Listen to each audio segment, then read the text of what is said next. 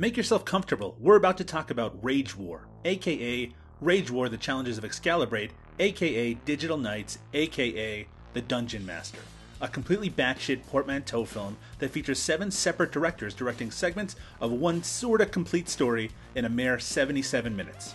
It's actually pretty high concept. Unlike most anthology films, it's not telling separate stories with an occasionally vaguely connected surrounding segment or host. In this case, it's a start-to-finish story with a different creative team taking over various chapters. It's a fantastic idea, and though it hardly holds together, The Dungeonmaster is always incredibly entertaining. And completely crazy. Don't believe me? Let's get a load of this opening segment, which features Metal Storm's Jeffrey Byron waking up in some sort of experiment and chasing after some beautiful woman, who eventually strips naked and is dragged through a door by a group of monsters. Pretty great, right? Well, what if I told you it had nothing to do with the rest of the movie? It's completely superfluous. And great! The actual movie also features Byron as nerdy, bespectacled Paul Bradford, a computer programmer who's developed a close, almost symbiotic relationship with his computer named Excalibrate, or Cal. Paul wants to ask his girlfriend Gwen to marry him, but she's hesitant because of his closeness to the computer. It's like that movie Her, except absolutely insane. But forget all that, because that night, Paul wakes up to find Gwen missing and his apartment filled with smoke. You see, she's been whisked away by the evil wizard Mystima, who has challenged Paul, with the help of his trusty computer that has been embedded in one of his gauntlets, to complete 7 challenges to win his and Gwen's freedom. That's the setup, and between each segment we'll return to Mystima, played by Metal Storm's Richard Mall, who will throw some threats around and do some light sexual harassment before tossing to the next segment. So up first is The Ice Gallery, directed by Rosemary Turco, who had previously directed the depressing underage prostitution drama Scarred in 1983.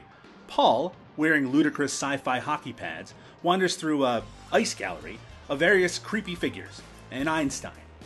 Eventually they come to life and attack Gwen before Paul grabs some sort of crystal from Einstein's hand, and that's that. Next up is Demons of the Dead by special effects legend John Buechler, well before he would direct Troll or Friday the 13th 7. It's a really fun bit with Paul facing off against a weird, ghoulish goblin who has sent 2 Lucio Fulci-esque zombies to attack him. He fights them off using his wrist lasers before realizing that the only way to win is not to play. I reject your reality and I substitute my own. The third segment is, oh man, Heavy Metal, directed by Charles Band and featuring the heavy metal band Wasp. So this one is pretty much a straight-up music video for the song Tormentor. Paul walks his way through a gaggle of metal fans before tangling with Wasp lead singer Blackie Lawless, who briefly turns into Mystima before being zapped. It's so dumb and so great. So I want to talk briefly about Dave Allen, the wizard of stop-motion animation who sadly died from cancer back in 1999. He contributed work to Flesh Gordon, Laser Blast, and Q the Winged Serpent, and here helms the Stone Canyon Giant sequence, which features a Stone Canyon Giant stomping after Paul while he's accosted by 2 little people, played by Phil Fondacaro and his brother. Phil will pop up regularly in Charles Band productions going forward. Anyway, Paul destroys the jewel on the giant's head and it collapses into rubble. The next bit, called Slasher, was actually written by star Jeffrey Byron and directed by actor Steve Ford, who never really went on to direct anything else. As its title suggests, it's a fairly generic slasher premise, with Paul having to track down Gwen before she's killed by a knife-wielding mass murderer.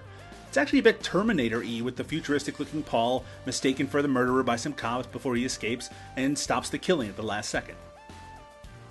Cave Beast by Peter Manoogian is the least of all the stories here, with Paul collapsing a cave ceiling onto a weird creature before realizing it's actually an angel or something.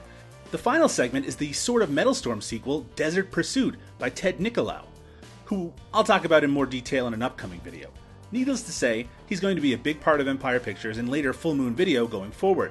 This segment is basically another Mad Max riff, with Paul escaping from some desert marauders who just happen to be driving his boxy truck from Metal Storm. There's a car chase and Paul, with Gwen, gets blown up in a horrible explosion. I'd think that would be a loss, but whatever.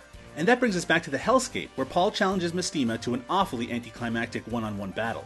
Paul gets the upper hand right away and basically just sort of shoves him into an abyss. It looks like Paul will be going in too, but then his computer sends over a clothesline because, okay. In the end, without any real explanation at all for what happened, Paul and Gwen get sent back home, and Gwen decides that she'll marry Paul despite his computer love. The end. Yeah, it's a really wacky movie that seems like it could have been the result of some sort of drunken bet. Still, in terms of a sampler of directors, styles, genres, and special effects, it could be seen as a sort of Empire International manifesto. Anything goes, and anything will go from this point forward. Believe it or not, The Dungeonmaster actually had a sort of sequel. It was meant to be part of the abandoned 1988 anthology film Pulse Pounders, directed by Charles Band. That film would have been composed of 3 30-minute segments, one being a sequel to Trancers, which we'll get to, another being an adaptation of H.P. Lovecraft's The Clergyman. Both of those have already received their own releases. The final segment would have reunited Jeffrey Byron and Richard Mall in a continuation of their Dungeonmaster saga. With any luck, we'll be seeing that soon, and Pulse Pounders can finally be complete.